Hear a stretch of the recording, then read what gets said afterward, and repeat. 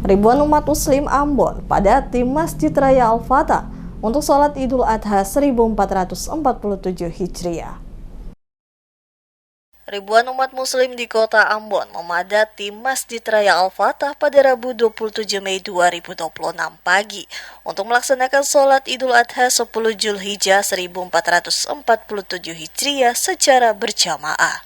Pantauan di lokasi, jamaah mulai berdatangan sejak pukul 6 waktu Indonesia Timur dan memenuhi area masjid terbesar di Provinsi Maluku tersebut hingga meluber ke halaman luar. Para jamaah tampak hadir bersama keluarga sambil diiringi gema takbir yang berkumandang hikmat menjelang pelaksanaan sholat. Dalam khutbah Idul Adha, khatib menyampaikan pesan tentang makna pengorbanan yang dicontohkan oleh Nabi Ibrahim alaihissalam dan Nabi Ismail alaihissalam. Jamaah diajak menjadikan Idul Adha bukan sekedar ritual tahunan, melainkan juga momentum untuk memperkuat kepedulian sosial, menumbuhkan keikhlasan, serta menjaga ukhuwah dan persatuan di tengah keberagaman masyarakat Maluku. Khatib menegaskan bahwa ibadah kurban merupakan bentuk ketaatan kepada Allah Subhanahu wa Ta'ala sekaligus wujud kepedulian terhadap sesama, khususnya bagi masyarakat yang membutuhkan. Untuk memastikan keamanan dan kelancaran ibadah, Polresta Pulau Ambon mengerahkan 21 personel pengamanan di sekitar lokasi. Kapolsek kawasan Pelabuhan Yosudarso Ambon, Ibtu Giovanni Tofi, mengatakan bahwa pengamanan dilakukan guna memberikan rasa aman dan nyaman bagi seluruh jamaah selama pelaksanaan sholat Idul Adha.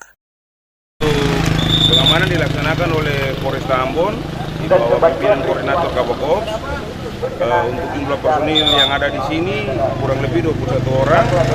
Kami pada prinsipnya mengimbangi kegiatan pengamanan yang ada. Dan harapan kami pengamanan ini dapat memberikan rasa aman serta nyaman kepada masyarakat umat muslim yang melaksanakan hari raya Idul Fitri atau hari raya Kurban.